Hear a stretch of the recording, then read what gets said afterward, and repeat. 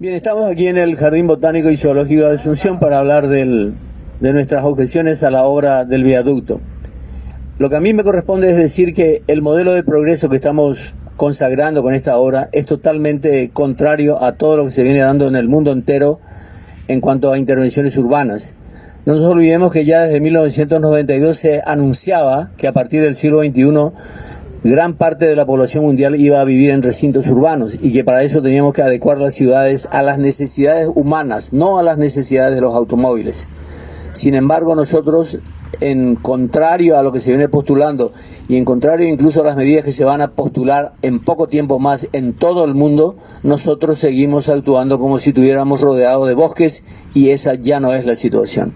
Entonces, se están haciendo intervenciones puntuales en sitios que requieren un estudio mucho más profundo para solucionar los problemas de movilidad de los ciudadanos, no solamente de tránsito vehicular, sino que de movilidad de los ciudadanos.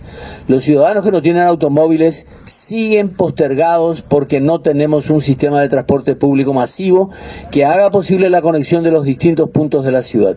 Nosotros no nos podemos ir al IPS, no nos podemos ir al hospital de Itagua, no nos podemos ir al Estadio de Defensores del Chaco, no nos podemos ir a los centros o a los cines porque no tenemos medios de movilidad públicas. Entonces seguimos dependiendo de una energía fósil en extinción como el petróleo y seguimos actuando como si nosotros fuéramos fabricantes de petróleo o fuéramos fabricantes de automóviles.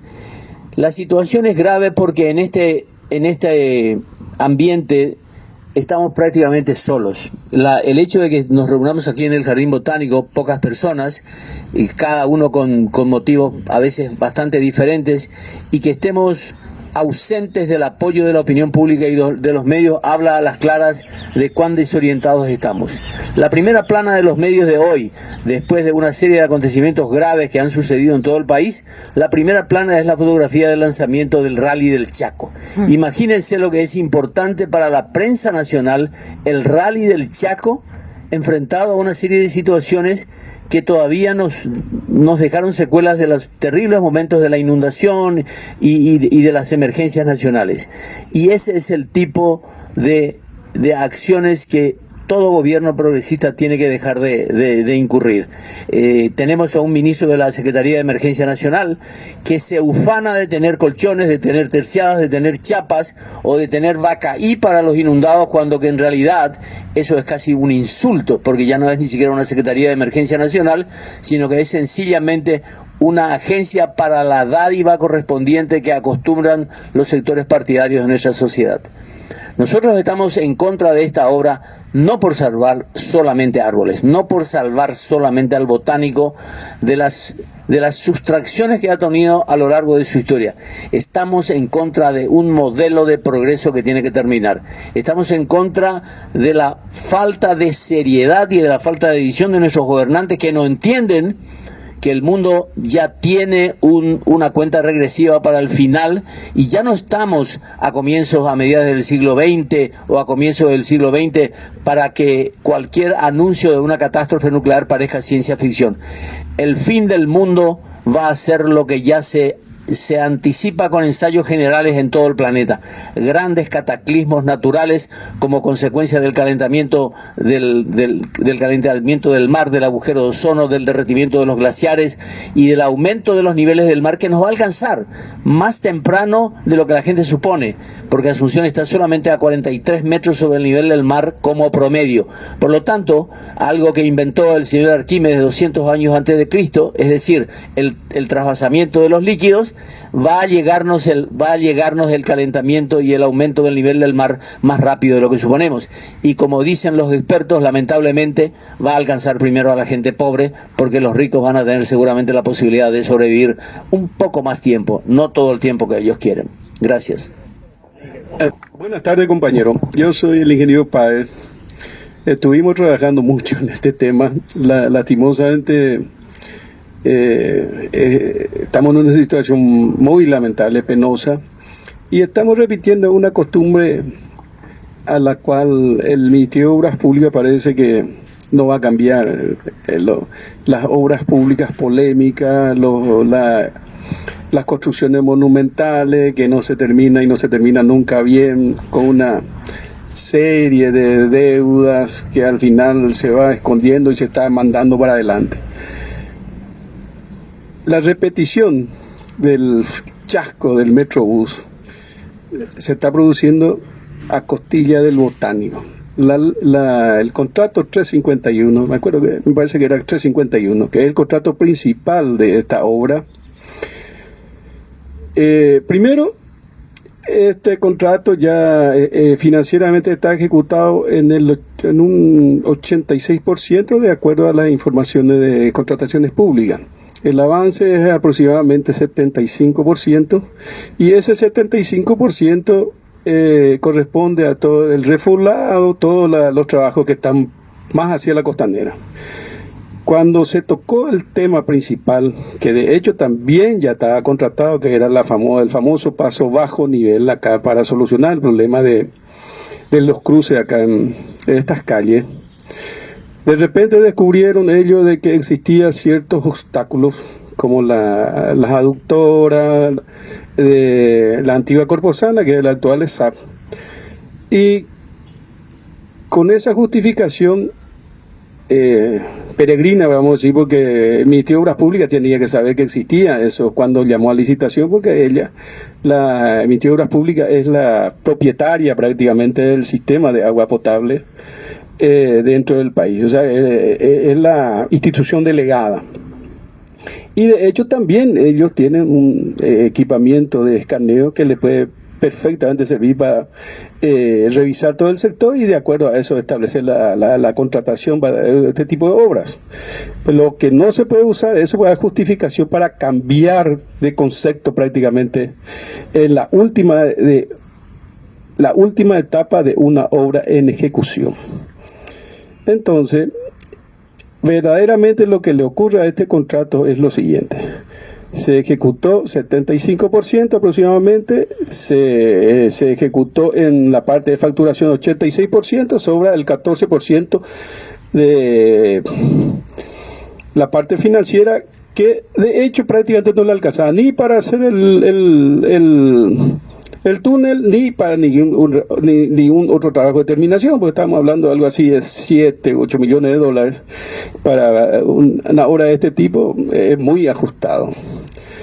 Bueno, ¿qué pasa? De repente aparece un proyecto de unos viaductos de traída de los pelos, ¿verdad?, que de la cual no disponemos ninguna lámina ejecutiva nosotros, ¿verdad?, lo que estamos criticando este esta cuestión es muy similar a lo que se presentó en el Metro 1. No había lámina ejecutiva, sí. ¿No? Era un contrato sobre una idea de unos dibujos muy lindos. Acá presentaban unos dibujos muy lindos de los viaductos, pero tampoco tenemos las láminas ejecutivas de esos viaductos. Entonces no podemos saber a ciencia cierta si eso cuánto va a costar y ahí sí ya tenemos un problema de violación de la ley. La 2051 es siempre clara en ese tema. La cuestión de los plazos, por ejemplo, no hay problema, porque cuando es cuestión de fuerza mayor se justifica. Por ejemplo, el Ministerio de Obras Públicas no está liberando los lugares de donde se tiene que intervenir, entonces eso se puede llevar los plazos para adelante. Pero lo que no se puede hacer es superar los 20% que establece la 2051, que es la Ley de Contrataciones Públicas. Entonces, cuando uno modifica conceptualmente el contrato, por ejemplo, cambiar el túnel bajo, o sea, el sistema bajo nivel a otro sobre nivel, ya cambió el concepto del contrato y ahí ya supera los 20%. Entonces, de hecho, tiene que llamarse de vuelta a licitación si verdaderamente se cumple lo que dice la ley, que es igualdad de oportunidades para los oferentes. Entonces, lo que esta gente hizo es, en esa parte viola la ley. No puede pedirle al contratista que presente un proyecto dentro de ese mismo contrato y que se le acepte ese proyecto y que se le adjudique de vuelta el contrato. Esas son cosas que verdaderamente sí violan la ley. No digo que el contrato es ilegal, pero es violatorio de la ley porque es hay un conflicto de intereses ahí. No se le puede contratar, al hombre a la empresa a la cual uno le está pidiendo que haga el trabajo, tampoco se le puede decir, proponeme esto, diseñame esto y te voy a pagar igual, porque eso en cuestiones privadas se puede hacer eso. Pues yo, si soy un empresario y quiero contratar a alguien que me haga algo, sí, bueno, ¿qué decir? ¿Cómo podemos solucionar esto? Bueno, haceme esto y bueno, te voy a hacer esto y esto te va a costar. En obras públicas no se puede hacer eso. En ese sentido sí está violando la ley, y yo creo que y el otro tema principal, cuando una obra polémica de esta característica se lleva adelante, se necesitan todos los elementos, y este proyecto hasta ahora, con lo que pudimos nosotros acceder, no está completo, especialmente la lámina ejecutiva de la parte estructural. Y el otro problema principal, que es los espacios para ejecutar la obra. Por ejemplo, las expropiaciones todavía no están disponibles, y el único que está disponible forzosamente, o sea que actuando en mano militar, es el botánico. Entonces el botánico, mientras ellos hacen en el botánico, destruyendo todo el botánico, por ahí un vecino se opone, esa obra puede parar y todo lo que se hizo del botánico puede ser un elefante blanco. Esas son las cosas que quería tratar un poco, la cuestión del contrato, ¿no? El contrato en sí no es un contrato ilegal, pero es violatorio de la ley hacer cambios en ese contrato. Eso, muchas gracias. Bueno, hola, buenas tardes. Soy Raúl Rivarola, biólogo. Tengo un máster en bosques y medios de vida de la Universidad de Copenhague, Dinamarca, y un máster en silvicultura tropical y gestión de la Universidad Técnica de Dresden. Me parece importante mencionar lo que uno tiene de estudios, porque acá en Paraguay cualquier persona da cualquier opinión, y creo que las instituciones donde uno estuvo o donde estudió respaldan mucho también la opinión de uno, y respaldan mucho la ética de uno también. Las instituciones universitarias dan ética también, no solo dan formación técnica. Y bueno, quería comentar un poco, a pesar de que desde que llegué a Paraguay me estoy dedicando más al tema de arborización urbana con especies nativas. El tema que más me preocupa acá no es tanto el tema de los arbolitos. Yo vengo en representación además del Club de Observadores de la Naturaleza, que somos un grupo de personas jóvenes, muy jóvenes y algunos no tan jóvenes, que nos dedicamos al tema de educación ambiental y el tema de la conservación, y nos formamos como grupo aquí en el Botánico. El Botánico es emblemático para nosotros, así como para mucha gente, así como lo es para el país. Es el único botánico de la República del Paraguay, es un lugar emblemático. Y una de las cosas que creo que hay que poner bien en claro es que si este viaducto se hacía sobre la calle, o sea, no tocaba ni un centímetro del Botánico, igual yo iba a estar acá en contra de ese viaducto, porque el simple hecho de querer hacer un viaducto que cercene esta parte de la ciudad tan emblemática ya es un pecado urbanístico, como estaba diciendo el arquitecto Rubiani. Es un tema de plantear una ciudad de una forma no sostenible. Y yo quería traer un poco el tema de los ODS, o sea, de los Objetivos de Desarrollo Sostenible, que Paraguay es un país firmante. ¿Y qué significa ser un país firmante? Significa que nos comprometimos a cumplir eso. Y esto es serio, o sea, si nos comprometemos, tenemos que cumplir. Y hay uno de los puntos de los ODS que dicen, el número 11, que dice ciudades y comunidades sostenibles. Bueno, les invito a que googleen y vean lo que significa una ciudad y una comunidad sostenible, y que piensen si es el MOPC la institución que está llevándonos hacia eso. Si nosotros con este tipo de obras, de mega obras en la ciudad de Asunción, la capital, vamos a tratar el área metropolitana de Asunción como si fuera el lugar urbano más importante del Paraguay, porque lo es, ¿verdad? Es el más poblado. Y la pregunta es si esta institución como el MOPC nos está llevando hacia eso, hacia una ciudad, hacia ciudades y comunidades sostenibles. Y es súper fácil la respuesta. Obviamente no, porque, como estaba diciendo el arquitecto Rubiani, no existen planes planes de ordenamiento urbano y territorial no existen, pero no solo eso, no existen de planes de ordenamiento de movilidad, que es lo que realmente aquí hay que solucionar, ¿verdad?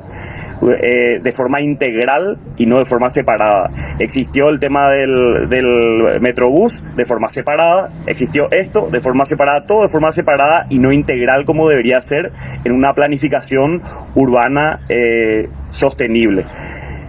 Entonces, simplemente quería dar esa opinión, la opinión de que nosotros, muchos profesionales, estamos en contra de esto, somos ambientalistas, yo soy ecologista y ambientalista y tengo muchísimo sentimiento puesto en el botánico, pero principalmente me aterra ese modelo de ciudad para los vehículos de paso que al cual nos estamos yendo, que es este modelo con viaductos, un modelo que no piensa en el transporte público, un modelo que no piensa en los ciudadanos siquiera, piensa en los peatones. Nos ponen a los ciudadanos como peatones, ni siquiera somos ciudadanos.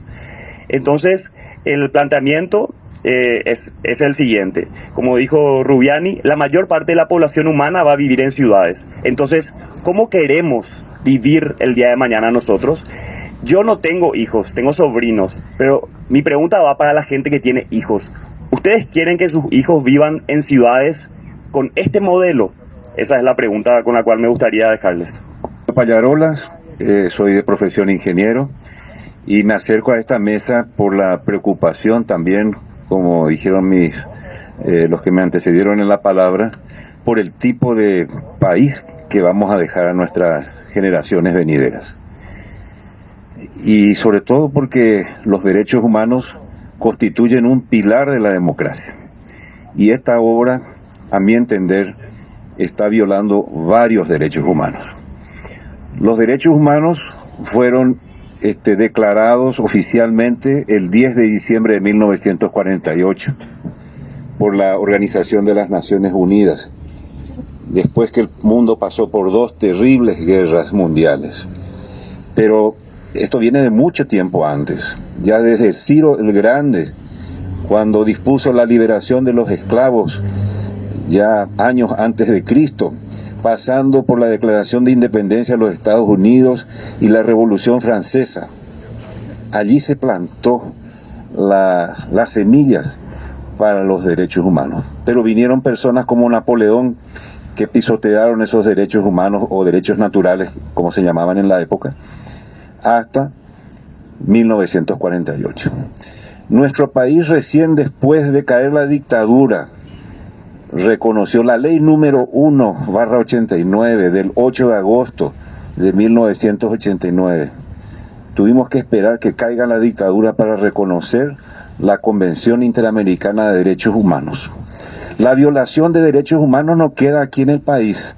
Hoy se conoce alrededor del mundo. Si hay una violación aquí, somos marcados como un país antidemocrático. Por eso es muy importante esto que está ocurriendo acá. Acá se está violando el derecho al patrimonio cultural, que está reconocido en el Protocolo de San Salvador en el artículo 14. También otros derechos, el derecho al medio ambiente sano, ¿verdad? El derecho a la protección del medio ambiente, a los intereses difusos y a la vida misma, a la salud y a la vida. Nuestro país ahora en el mes de agosto de este año fue el primer país sancionado por las Naciones Unidas a raíz de un delito ambiental, vamos a decir, un supuesto delito ambiental. Una persona fallecida y muchos familiares también afectados por los agrotóxicos. Es una vergüenza, señores, tener un país así, cuyas autoridades no respetan los derechos humanos. Esto ahuyenta inversiones en nuestro país. Las inversiones son necesarias para combatir la pobreza. Necesitamos que vengan inversionistas, pero si hay inseguridad jurídica y no se respetan los derechos humanos, nadie va a venir a invertir a este país, salvo que sean capitales negros que se quieran lavar. Por eso hago un llamado a nuestras autoridades. Esta obra no me consta que se haya convocado a una audiencia pública. Y eso está en el artículo número 6 de la Carta Interamericana de Derechos Humanos. Una carta tan importante que nosotros suscribimos para fortalecer nuestra democracia. Se ha violado también eso. Es nuestro derecho y nuestra obligación, dice la Carta Interamericana de Derechos Humanos, participar de todas las obras que tengan que ver con nuestro desarrollo. La declaración también de las Naciones Unidas, hace unos años, ¿verdad?, del futuro que queremos, dicen que las personas tienen que ser el eje principal de todas las obras de desarrollo. ¿Qué están pensando nuestros gobernantes cuando llevan adelante una obra sin el consenso? Acá somos todos paraguayos, paraguayas y extranjeros que también viven en nuestro país. Tenemos que consensuar las obras. No se puede hacer atropellando derechos. Entonces yo lamento mucho que tengamos que llegar a esta situación. Un patrimonio tan preciado, porque es histórico, cultural y natural. El Jardín Botánico y también el Solar de Artigas están muy próximos de ser afectados en forma irreversible. Y hago llamado también a nuestras autoridades judiciales para que tengan, vamos a decir, la valentía que tuvo el ingeniero, mi colega Pedro Ferreira, para oponerse a las cosas que están mal. No se puede seguir aferrado a los cargos y librando sanciones, sentencias que no se ajustan a derecho para satisfacer a los gobernantes. Aquí tenemos que trabajar de acuerdo a nuestra conciencia y proteger a nuestro país. Muchas gracias.